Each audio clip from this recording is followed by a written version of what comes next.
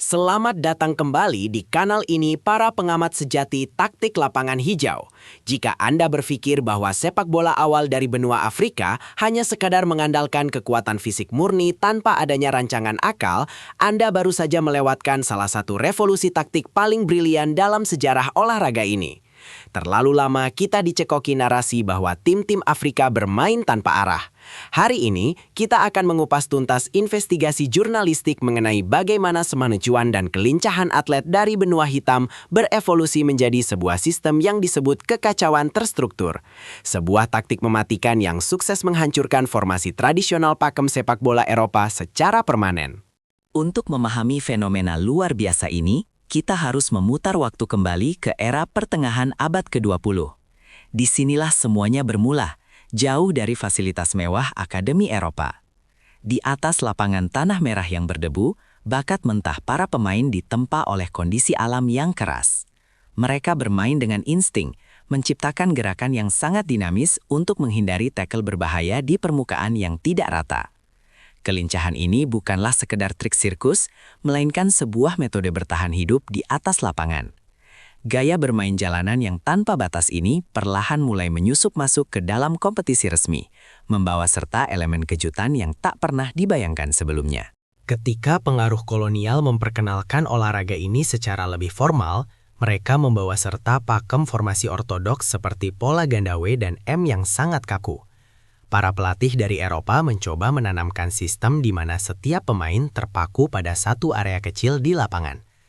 Namun, bagi para pemain yang telah terbiasa berlari bebas menembus angin, sistem ini terasa seperti borgol yang membatasi potensi sejati mereka. Terdapat gesekan budaya yang sangat kuat antara kedisiplinan baris berbaris ala militer yang diterapkan sang pelatih dengan jiwa seni yang bergejolak di dada para pemain lokal. Gesekan inilah yang nantinya memicu sebuah ledakan revolusi. Pemberontakan taktik pun dimulai. Ketimbang tunduk pada sistem yang mengekang, tim-tim ini mulai bereksperimen dengan meleburkan struktur Eropa dengan kebebasan posisi ala mereka. Hasilnya adalah sebuah paradoks yang sangat indah di atas lapangan. Dari luar, pergerakan mereka terlihat acak, kacau, dan seolah tanpa arahan pelatih. Pemain sayap tiba-tiba berada di tengah, bek sayap merangsek jauh ke depan zona kotak penalti lawan, sementara gelandang bertahan turun menjadi bek tengah. Namun, di balik layar pergerakan yang sporadis ini, tersembunyi sebuah komunikasi batin dan pemahaman ruang yang luar biasa tajam antar pemain dalam satu kesebelasan.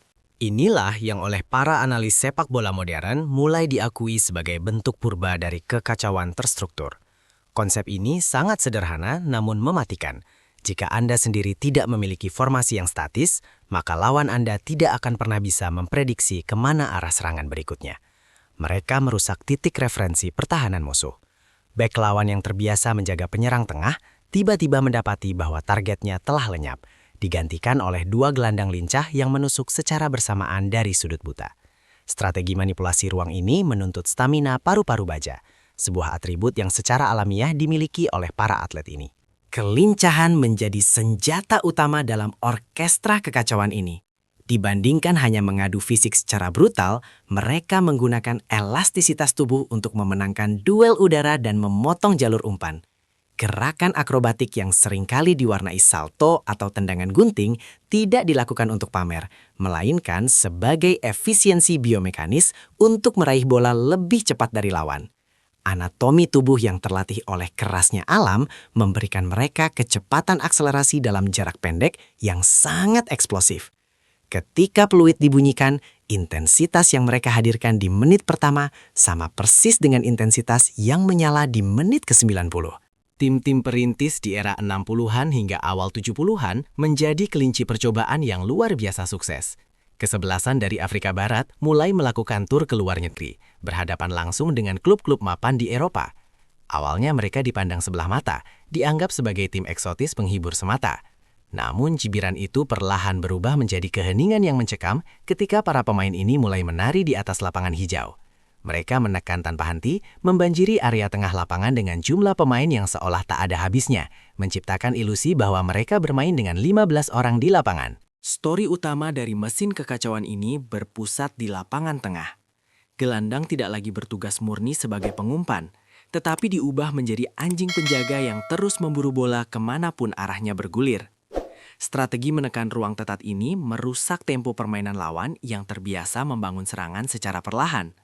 Begitu bola berhasil direbut, transisi dari bertahan menjadi menyerang dilakukan hanya dalam hitungan detik. Kepanikan yang ditimbulkan di garis pertahanan lawan memberikan celah psikologis yang sangat besar. Musuh dipaksa membuat kesalahan sendiri karena tidak diberi ruang 1 detik pun untuk bernapas dan berpikir jernih. Sektor sayap diubah menjadi jalur invasi berkecepatan tinggi. Pemain sayap dalam sistem ini tidak hanya bertugas memberikan umpan silang dari pinggir lapangan, melainkan menusuk langsung ke area penalti bagaikan pisau belati. Mereka memanfaatkan kelebaran lapangan secara maksimal untuk meregangkan struktur pertahanan musuh sebelum tiba-tiba mengerucut masuk ke jantung pertahanan. Perpindahan arah lari secara mendadak ini membuat para bek sayap tradisional Eropa mati kutu. Kecepatan lari mereka yang menyamai atlet lari cepat lintasan dipadukan dengan kontrol bola lengket menjadikan area pinggir lapangan sebagai wilayah pembantaian taktis yang mutlak. Namun, jangan salah sangka. Kemampuan bertahan mereka sama berbahayanya dengan insting menyerang. Mereka merancang jebakan psikologis yang sangat brilian dengan sengaja membiarkan lawan menekan jauh ke dalam area pertahanan mereka. Mereka pura-pura terlihat rentan, mengundang barisan pertahanan musuh untuk naik dan meninggalkan ruang kosong melompong di garis belakang. Ini adalah sebuah pertaruhan yang membutuhkan tingkat kepercayaan diri tertinggi. Begitu jebakan ini memakan korban, ruang pertahanan yang terbuka lebar itu menjadi sasaran empuk untuk dilahap habis oleh kecepatan para pelari garis depan yang memang sudah mengintai layaknya singa di padang rumput. Momen transisi inilah yang menjadi puncak kenikmatan visual dari taktik kekacauan terstruktur. Dalam sekejap mata, blok pertahanan rendah yang rapat itu meledak bagaikan kembang api menjadi gelombang serangan balik yang mematikan. Bola diumpan jauh melewati kepala pemain tengah, langsung menuju ruang kosong, sebuah umpan vertikal yang langsung membelah formasi lawan. Para pemain depan berlari-lari dengan sinkronisasi yang terlihat kacau, namun ternyata sangat terkoordinasi untuk mengeksploitasi setiap celah. Skema ini mengharuskan kecerdasan membaca permainan tingkat tinggi, menyangkal semua kritik yang mengatakan mereka hanya bermain mengandalkan insting binatang semata tanpa pemikiran logis. Guncangan nyata mulai terasa pada awal turnamen persahabatan antar benua. Kala itu, raksasa-raksasa Eropa untuk pertama kalinya harus berhadapan dengan badai nyata di atas lapangan resmi. Formasi yang telah diuji selama puluhan tahun tiba-tiba terlihat rapuh dan usang saat menghadapi pergerakan dinamis tanpa henti ini. Para raksasa sepak bola konvensional kebingungan karena taktik jebakan lini pertahanan mereka menjadi tidak relevan. Bagaimana Anda bisa menjebak pemain yang terus bergerak bertukar posisi dari menit pertama tanpa kena lelah? Kesombongan taktis ortodoks mulai luntur, digantikan oleh rasa frustasi yang sangat mendalam. Di pinggir lapangan, pemandangan pelatih-pelatih kenamaan kelas dunia yang terlihat pucat pasi dan merobek-robek catatan taktik mereka menjadi potret ikonik era ini. Jurnalis olahraga pada masa itu menggambarkan fenomena ini sebagai invasi kilat yang tak terbendung. Para analis berusaha keras merangkumnya dalam bagan formasi konvensional 4-4-2 atau 4-3-3, padahal sistem yang dimainkan lebih menyerupai air yang mengalir menyesuaikan bentuk wadahnya. Ketika sistem musuh mencoba menekan balik, tim ini akan menyebar luas. Ketika diserang, mereka menyempit membentuk blok pertahanan solid yang nyaris mustahil untuk ditembus dengan umpan pendek. Kita tidak boleh melupakan peran fundamental dari elemen pendukung yang tidak terlihat, yaitu dentuman ritmis drum dan nyanyian para pendukung yang membahana di stadion. Bagi tim lawan, suara gemuruh tanpa henti ini adalah teror psikologis yang merusak konsentrasi dan komunikasi di atas lapangan. Namun bagi sang atlet yang sedang bertanding, suara tersebut adalah denyut nadi yang mendikte tempo pergerakan taktis mereka. Irama ini membantu para pemain mempertahankan sinkronisasi rotasi posisi dengan akurat. Kekacauan di atas lapangan seolah dipandu oleh sebuah metronom raksasa tak kasat mata yang terus berdetak tanpa memberi ampun pada musuh. Lebih mengejutkan lagi, jauh sebelum pakar taktik asal benua Eropa memperkenalkan konsep permainan total yang legendaris, para pemain dari benua hitam ini telah lebih dulu mempraktikkan inti dari fluiditas posisi tersebut. Sangat wajar melihat seorang penyerang tengah tiba-tiba memotong bola di garis pertahanan sendiri, sementara sang bek tengah sedang melakukan aksi solo membawa bola melewati 3 pemain lawan menuju area terlarang. Pemain dituntut menjadi serba bisa tanpa terkecuali. sebuah prasyarat yang membongkar dogma usang bahwa satu pemain hanya berhak menguasai satu wilayah lapangan. Kebebasan ruang absolut ini membingungkan penjagaan individu milik lawan. Di tengah sistem yang mengacaukan nalar ini, lahirlah para maestro kontrol bola dengan gaya yang sama sekali tidak lazim, namun sangat indah dinikmati. Mereka memegang kendali bola sedikit lebih lama dari seharusnya, menari menginjak bola untuk memancing lawan keluar jauh dari zona nyamannya. Sentuhan mereka berada di luar panduan buku sepak bola dasar. Mereka tidak ragu menggunakan bagian luar kaki tajam, titik ujung sepatu, atau sekadar memutar pundak untuk meruntuhkan moral bek yang menghadang. Penguasaan bola mutlak ini bukanlah bentuk kesombongan belaka, melainkan instrumen penahan waktu krusial untuk membiarkan rekan setim menyelinap liar ke posisi mematikan. Revolusi kecerdasan ini tidak hanya berhenti di barisan pelari penyerang dan perusak gelandang. Peran fundamental penjaga gawang pun ikut mengalami redefinisi total yang mencengangkan.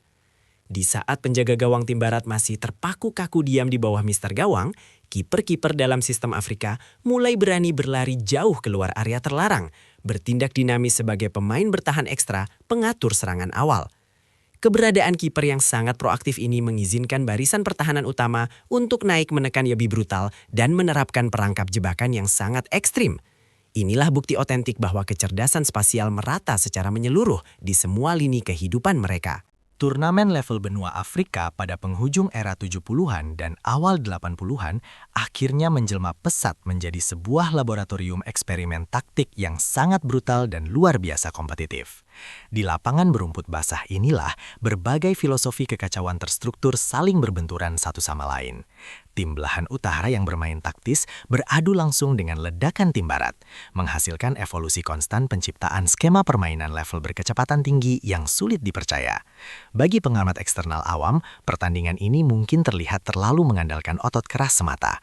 Namun bagi sepasang mata jurnalistik elit yang tajam, ini adalah pertunjukan mahakarya penciptaan cetak biru sepak bola masa depan. Puncak dari segala manifestasi taktik kekacauan terstruktur ini pada akhirnya meledak luar biasa di panggung olahraga paling megah di muka bumi, yaitu turnamen Piala Dunia. Penampilan legendaris wakil-wakil benua hitam pada awal tahun 90-an menghancurkan pandangan buta komunitas global tanpa menyisakan satupun keraguan. Menghadapi sang raksasa juara bertahan dari daratan Amerika Latin, mereka bermain tanpa beban pikiran, terus berlari menembus benteng tebal pertahanan lawan dengan kombinasi operan memabukkan dan daya juang mematikan. Saat peluit penjang penyelesaian berbunyi keras, dunia sedang menjadi saksi kekuatan super baru yang berhasil mempermalukan dewa sepak bola turun-temurun. Kemenangan monumental ini bukan hanya sekedar urusan mencetak angka gol yang lebih banyak, melainkan pameran absolut dominasi fisik dan kelumpuhan mental yang paripurna. Mengawasi ekspresi keputusasaan wajah para pemain kelas dunia lawan di putaran babak kedua merupakan studi psikologi tersendiri yang sangat menyiksa. Para bintang berharga jutaan dolar yang terbiasa bermain elegan dan tenang tampak memelas terengah-engah mencari pasokan udara segar. Tangan lemas bertumpu pada lutut menahan kelelahan. Mereka secara harfiah hancur berantakan karena terus-menerus dipaksa mengejar ratusan bayangan hitam yang tak pernah berhenti bergerak liar menyiksa formasi rapi mereka yang usang. Apabila kita menganalisis taktik menekan balik secara agresif bertempo tinggi, atau yang sering disebut para ahli kini sebagai gegenpressing, yang sangat diagungkan pelatih top liga elit Eropa modern, kita pasti akan menemukan jejak asli deoksiribonukleat atau DNA yang tidak terbantahkan dari sistem kuno luar biasa ini. Transisi secepat hembusan kilat badai, permainan berintensitas maksimal tertinggi, dan garis penyerangan tinggi menjebak bukanlah murni penemuan orisinal benua biru. Elemen berlian tersebut sejatinya telah lama diasah berdarah-darah di bawah terik matahari keras ekuator. Taktik brilian tersebut nyatanya dikloning dan perlahan diadaptasi diam-diam oleh seluruh sudut raksasa olahraga dunia kekinian. Maka akhirnya, sampailah kita pada konklusi krusial absolut dari penelusuran panjang ini. Anggapan naif yang secara konstan menyudutkan bahwa pemain dari benua eksotis tersebut hanya dianugerahi otot pembunuh kuat tanpa pemikiran intelektual tinggi adalah sebuah pembohongan sejarah yang luar biasa fatal. Kekacauan berpusar yang secara konsisten mereka tampilkan di setiap rumput lapangan sebenarnya adalah puncak dari orkestrasi pemikiran yang brilian. Sistem itu adalah wujud perpaduan super langka yang tak tertandingi antara genetika struktur fisik unggul, semangat kemerdekaan tak tertaklukkan, serta kecerdasan adaptasi taktis murni yang menembus nalar melampaui jauh era zamannya bernaung. Hingga pada detik pergantian waktu hari ini, setiap kali indera penglihatan kita kembali menyaksikan sosok gesit penyerang bayangan yang merobek jantung pertahanan angkuh musuh, kita sesungguhnya tengah merasakan kembalinya percikan abadi dari api penyucian revolusi benua itu. Penemuan metode awal mereka ini tidak hanya sekadar mengubah aturan mendasar bagaimana sebuah pertandingan digulirkan, namun, karya tersebut mengukir rasa penghormatan agung sekaligus mencetak teror ketakutan abadi ke dasar benak pikiran tiap penantang yang berani menatap mata merah mereka. Ingatlah dengan baik kawan sejati, terkadang sebuah mahakarya mutlak lahir bukan dari garis keteraturan yang beku, melainkan terlahir murni dari sebuah ledakan kekacauan yang tersusun terstruktur sedemikian indah.